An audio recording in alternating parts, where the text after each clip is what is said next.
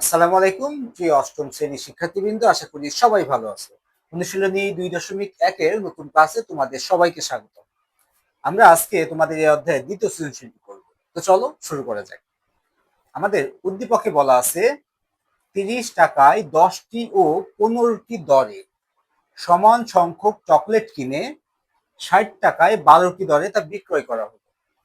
তার মানে 10টি চকলেটের দাম 30 টাকা এবং 15টি চকলেটের দামও 30 টাকা। দুই জায়গা থেকে চকলেট কিনছে, ধরো এক জায়গা থেকে কিনছে 10টি চকলেটের দাম 30 টাকা এই দরে, আর এক জায়গা থেকে কিনছে 15টি চকলেটের দাম 30 টাকা এই দরে। সমান সংখ্যক চকলেট কিনেছে, কতগুলো কিনেছে আমাদের বলেনি। ধরো এটাও যদি 10টা কিনে, এটাও 10টা কিনছে। এবার ওই চকলেট আবার সে মিক্সড করছে, মিক্সড করে করছে কি 60 টাকায় 12টি দরে সে বিক্রি করতেছে, কারণ 12টি বিক্রি করতেছে 60 টাকায়। ওকে, তাহলে আশা করি উদ্দীপকটা তোমরা বুঝতে পেরেছো। আমাদের কতে বলছে 1300 টাকার 5 বছরের মুনাফা আসল 1885 টাকা হলে মুনাফার হার নির্ণয় করো। দেখো আমাদের কিন্তু আসল বলে দিয়েছে 1300 টাকা, 5 বছরে সেটা মুনাফার আসলে হয়ে গেছে 1885 টাকা। তাহলে এই যে 1885 টাকা মুনাফা আসল, এখান থেকে যদি আমরা আসলটা বাদ দিয়ে দিই তাহলে কি পাবো? আমরা মুনাফা পাবো, তাই না? তাহলে আমাদের প্রথম কাজ হচ্ছে মুনাফাটা বের করা। তাহলে আমরা লিখতে পারি যে কতে দেওয়া আছে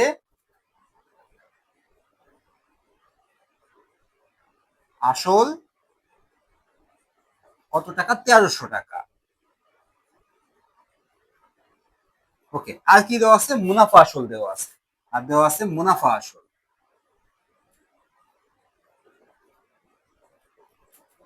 মুনাফা আসল কত দেওয়া আছে? 1885 টাকা। ওকে, তাহলে আমরা বলতে পারি যে এখন আমরা কি বের করব? মুনাফা। তাহলে অতএব মুনাফা সমান সমান কি হবে? মুনাফা আসল এখান থেকে বিয়োগ হবে আসল। তাহলে মুনাফা আসল কত ছিল? 1885। এখান থেকে 1300 টাকা যে আসল ছিল সেটা আমরা বাদ দিয়ে দিব, তাহলে আমরা পাবো মুনাফা। বিয়োগ করলে কত আসে দেখো তো? 585 টাকা। ওকে, এটা আমরা পেয়ে গেলাম মুনাফা। এখন দেখো তো এই মুনাফাটা কত টাকার উপরে হয়েছে? 1300 টাকার উপরে হয়েছে 585 টাকা মুনাফা। কত বছরে হয়েছে? 5 বছরে হয়েছে, তাই না? আমাদের কিন্তু বলে দিচ্ছে এখানে যে এই যে 5 বছরের মুনাফা। তাহলে দেখো আমরা কি কি পেয়েছি? মুনাফা পেয়েছি, আসল পেয়েছি, মুনাফার কয় বছর হয়েছে সে বছরটাও পেয়েছি। তাহলে এখান থেকে আমরা দুই ভাবে মুনাফার হারটা নির্ণয় করতে পারি, একটা হচ্ছে ঐকিক নিয়মে, আর একটা হচ্ছে সূত্রের সাহায্যে। আমি দুইটাই তোমাদের দেখাই দিই, আগে ঐকিক নিয়মটা দেখাই দিই। তাহলে ঐকিক নিয়মে আমরা লিখতে পারি দেখো যে 1300 টাকায়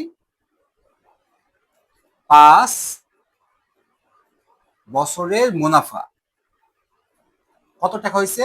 585 টাকা। এটা তো আশা করি বুঝতে পেরেছে লাইনটা। তাহলে এখন আমাদের কাছে 100 টাকায় 1 বছরের মুনাফা বের করা। তাহলে 1300 টাকায় 1 বছরের মুনাফা, 5 বছরের যে মুনাফা ছিল 1 বছরের মুনাফা তার চেয়ে কমে যাবে, তাহলে 5 দিয়ে ভাগ করতে হবে। তাহলে 585 ভাগ 5 টাকা। এখন যদি আমরা লিখি যে 1 টাকায় 1 বছরের মুনাফা, তাহলে দেখো 1300 টাকায় 1 বছরের মুনাফা যা ছিল 1 টাকায় 1 বছরের মুনাফা তার চেয়ে অনেক কম হবে, তাহলে এটাও ভাগ হবে। 585 ভাগ হলে কি নিচেরটার সাথে গুণ হবে, ডিভাইডেড বাই 1300 টাকা। এখন আমাদের কাছে 100 টাকায় 1 বছরের মুনাফা বের করা। তাহলে 100 টাকায় 1 বছরের মুনাফা। দেখো তো 1 টাকায় 1 বছরের মুনাফা যা ছিল 100 টাকায় 1 বছরের মুনাফা তার চেয়ে বেশি হবে, তাহলে এটা কি হবে? গুণ হবে উপরের সংখ্যার সাথে। তাহলে উপরের সংখ্যা আছে কত? 585 গুণিত 100 ডিভাইডেড বাই 5 গুণিত 1300। ওকে, এখন আমাদের কাজ কি দেখো, এই 100 দুইটা শূন্য, 1300 দুইটা শূন্য কেটে দিই। ওকে, 5 দিয়ে যদি আমি 585 কে কাটি তাহলে দেখো 5 অক্ষে 5, 8-এর মধ্যে যাবে একবার, 5 অক্ষে 5। ওকে, থাকে 3, 5 35, 5 7 35, তার মানে 117। 13 দিয়ে 117কে যদি তুমি কাটো বা ভাগ করো তাহলে পাবা 9। কত পাচ্ছি? 9। তাহলে 100 টাকায় 1 বছরের মুনাফা আমরা কত পেলাম? 9 টাকা। সমান সমান 9 টাকা, তাই না? তাহলে 100 টাকা 1 বছর মুনাফা 9 টাকা মানে কি? সুদের হার 9%। তাহলে অতএব আমাদের কি বলছে? মুনাফার হার।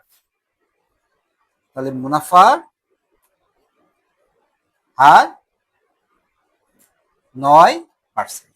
ওকে, আশা করি এটা তোমরা বুঝতে পেরেছো। আমরা ঐকিক নিয়মের মাধ্যমে এটা বের করলাম। এখন আমি বলছি কি সূত্রের সাহায্যেও করা যায়। সূত্রের সাহায্যে আমি জাস্ট এখানে ছোট করে দেখাই দিই, বাকিটা তোমরা ক্যালকুলেশন করবা। দেখো আমরা সূত্রের সাহায্যে জানি আই সমান সমান পি এন আর, তাই না? এখানে দেখো আয়ের মান মুনাফা দেওয়া আছে 585, পি এর মান আসল দেওয়া আছে 1300 টাকা, এন এর মান বছর দেওয়া আছে 5 বছর। শুধু আর এর মান বের করতে হবে। তাহলে আর কে এক পাশে রাখতে হবে। আমরা লিখতে পারি না এটা যে আর সমান সমান I divided by P L. Okay, এখন আমাদের কাজ কি? দেখো আয়ের মানটা বসানো। আয়ের মান কত? 585। পি এর মান কত? 5 গুণিত এন, সরি পি এর মান হচ্ছে 1300 গুণিত এন, এন এর মান কত? 5।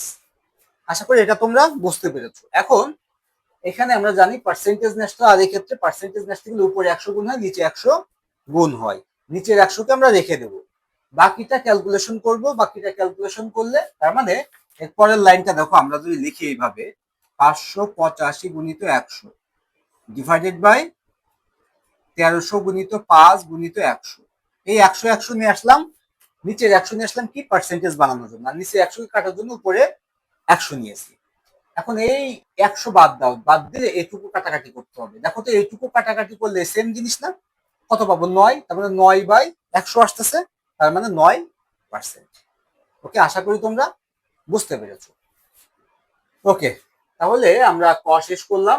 এবার আমরা খ নম্বরটি দেখি। খতে আমাদের বলছে শতকরা কত লাভ বা ক্ষতি হবে। এই শতকরা কত লাভ বা ক্ষতি হবে কোথায়? এই যে উদ্দীপকে আমাদের যে ডাটা বা তথ্য দেওয়া ছিল, এই তথ্যের উপরে শতকরা কত লাভ বা ক্ষতি হবে। তাহলে আমরা দেখি এখানে লাভ হয় নাকি ক্ষতি হয়। আমরা যদি মুখে মুখে একটু চেষ্টা করি অঙ্কটি করার। দেখো 10টি কিনছে 30 টাকা দরে, তাহলে 10টির দাম যদি 30 টাকা হয় তাহলে একটার দাম কত? তোমরা খুব সহজে বলতে পারবা। 10টার দাম 30 টাকা হলে একটার দাম 3 টাকা। ওকে, আবার 15টি কিনছে 30 টাকা দিয়ে, তাহলে একটার দাম কত? 15টার দাম যদি 30 টাকা হয় তাহলে একটার দাম 2 টাকা। তাহলে একটার দাম পাইছি 3 টাকা আর একটার দাম পাইছি 2 টাকা। তাহলে দুইটার দাম কত পাইছি আমরা? 5 টাকা। ওকে, তাহলে 5 টাকা দিয়ে আমি কিনছি, দুইটি চকলেট কিনছি কয় টাকা দিয়ে? 5 টাকা দিয়ে। ওকে, এখন দেখো 60টি চকলেট বিক্রি করতেছে 12 টাকায়, সরি 12টি চকলেট বিক্রি করতেছে 60 টাকায়। 12টি চকলেটের দাম যদি 60 টাকা হয় তাহলে একটা চকলেটের দাম কত? 5 টাকা। 5 × 12 = 60, 5 টাকা। একটা চকলেটের দাম যদি 5 টাকা হয় তাহলে দুইটা চকলেটের দাম কত? 10 টাকা। দুইটা চকলেট বিক্রি করতেছি আমি 10 টাকা দিয়ে। দুইটা চকলেট কিনছিলাম কত দিয়ে? 5 টাকা দিয়ে, আর বিক্রি করতেছি 10 টাকা দিয়ে। তাহলে অবশ্যই লাভ হচ্ছে, এবং লাভটা কত পার্সেন্ট? ডাবল হচ্ছে লাভ, তাই না? 5 টাকায় কিনছি, 10 টাকায় বিক্রি, তার মানে 100 লাভ। যেই টাকাতে কিনছিলাম সেই টাকায় লাভ হচ্ছে, তার মানে 100% লাভ হবে। এটা কিন্তু আমরা মুখে মুখে, এই যে শতকরা লাভ হচ্ছে 100%, তাহলে মুখে মুখে কিন্তু করে ফেলতে পারছি। এবার এটাকে জাস্ট লিখিত আকারে দেখাতে হবে। ওকে, তাহলে খতে আমরা লিখতে পারি যে দেওয়া আছে 10টি চকলেটের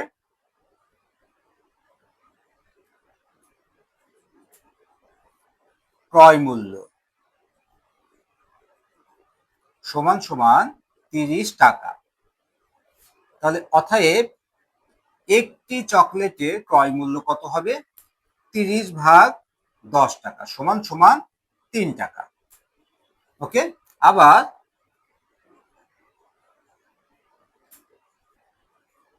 15টি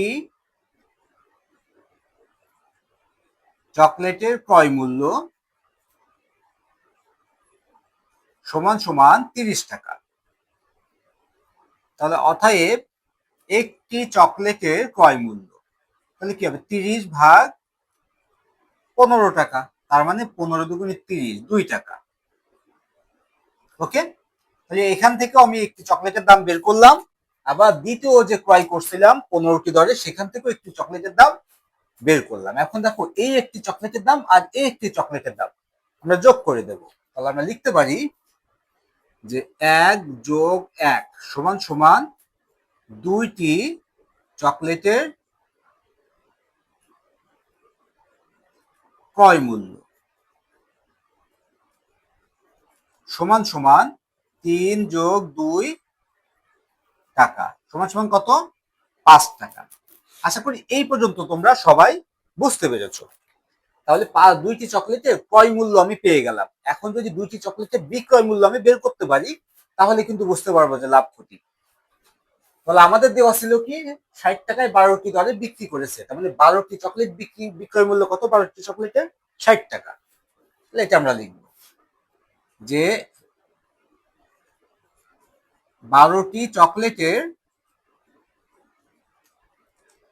এখানে আবার লিখতে পারি যে আবার 12টি চকলেটের বিক্রয় মূল্য সমান সমান 60 টাকা। অতএব একটি চকলেটের বিক্রয় মূল্য তাহলে কি হবে? 60/12 টাকা। এখন আমি কয়টি চকলেটের বিক্রয় মূল্য বের করব? 2টি। তাহলে বেশি হবে তাই না? 60×2/12 টাকা। দেখো আমি এখান থেকে একটি চকলেটের বিক্রয় মূল্য বের করতে পারতাম, তাহলে কি করতে হতো? আগে আমার একটি চকলেটের ক্রয় মূল্য বের করতে হতো। তখন এই যে 2টি চকলেটের ক্রয় মূল্য করছে 5 টাকা, এখান থেকে আমার করতে হতো একটি চকলেটের ক্রয় মূল্য 5/2 সমান সমান 2.5 টাকা, মানে 2.5 টাকা। আমি ভগ্নাংশে যাব না বলে এখানেও 2টি চকলেটের বিক্রয় মূল্য বের করতেছি। আশা করি বুঝতে পেরেছো। ওকে, তাহলে এখান থেকে আমরা যদি কাটাকাটি করি 2 দিয়ে 12কে, 6×2 = 12, 6 দিয়ে 60কে কাটলে 6×10 = 60, তার মানে পাচ্ছি কয় টাকা? 10 টাকা। এই যে 2টি চকলেটের বিক্রয় মূল্য পেয়ে গেলাম 10 টাকা, আর আগে পেয়েছিলাম 2টি চকলেটের ক্রয় মূল্য। তাহলে কি হয়েছে? লাভ হয়েছে, বেশি দামে বিক্রি করছি আমি।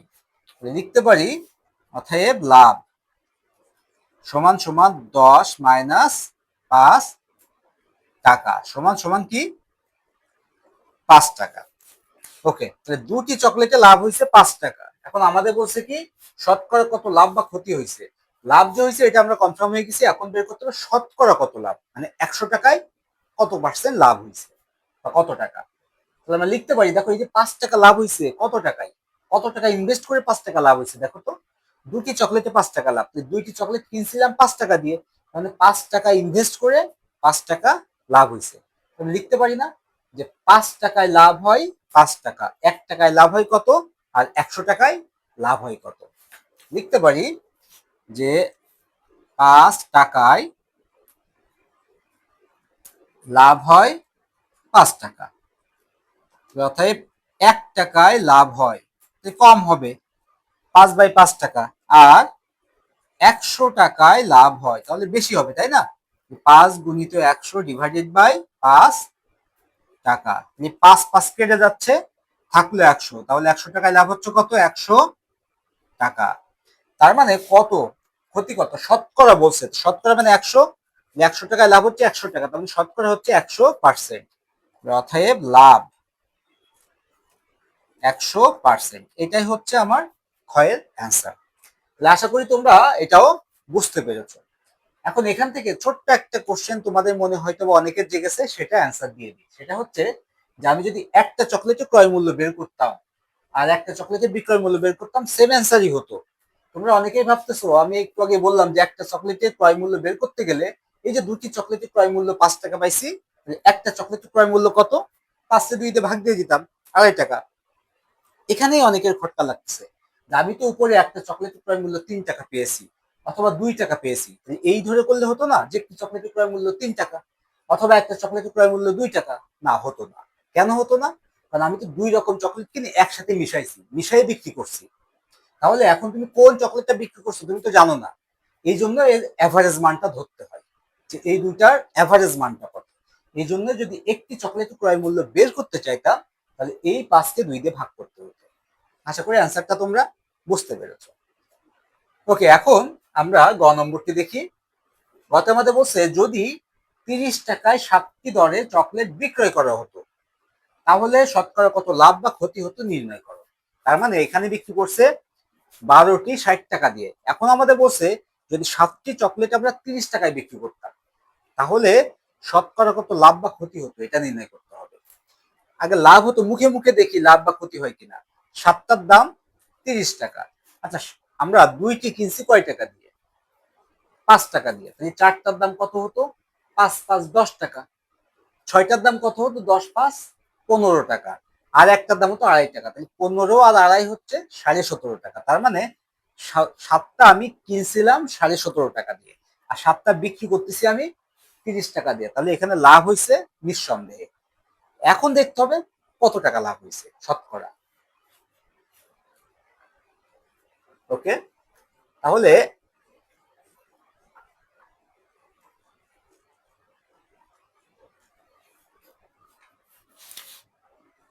গতে আমরা লিখতে পারি, দেখো যে খ হতে প্রাপ্ত দুটি ক্রয় মূল্য দিয়ে আমরা শুরু করতে পারি। যেহেতু আমাদের 7টির বিক্রয় মূল্য আছে 30 টাকা, তাহলে দুই ভাবে করা যায় অঙ্কটি। আমাদের একটা ক্রয় মূল্য বের করে আবার একটা বিক্রয় মূল্য বের করতে হবে, আর সেখান থেকে আমাদের যোগ বিয়োগ করে লাভ ক্ষতি বের করতে হবে, করে শতকরা বের করতে হবে। আবার দ্বিতীয় অপশনটা কি, যে 7টি বিক্রয় মূল্য যেহেতু বলেই দিয়েছে, আচ্ছা আমরা 7টার ক্রয় মূল্য বের করবো। তো 7টার ক্রয় মূল্য যদি বের করি আর 7টার বিক্রয় মূল্য আমরা তো এখানে দিয়েই দিয়েছে, এখান থেকে ওইটা যোগ বিয়োগ করলেই তো লাভ ক্ষতি বেড়ে যাচ্ছে। তাহলে আমরা দ্বিতীয় অপশনটি নেব। তোমরা দুইটার যে কোনো একটা অপশন নিতে পারো। একটা ক্রয় মূল্য বের করে একটা বিক্রয় মূল্য থেকে বিয়োগ করেও সেটা বের করতে পারো, অথবা 7টা বিক্রয় মূল্য দেওয়া আছে 7টা ক্রয় মূল্য বের করা। আমরা 7টা ক্রয় মূল্য বের করি। তাহলে লিখতে পারি যে খ হতে প্রাপ্ত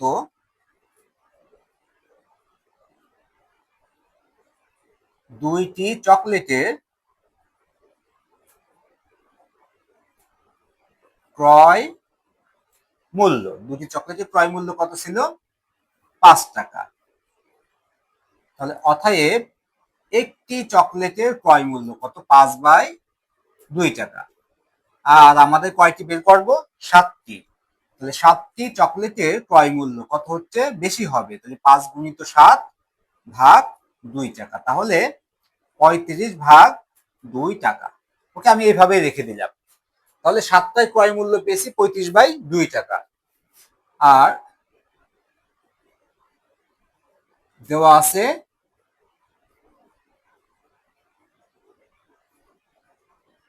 7টি চকলেটের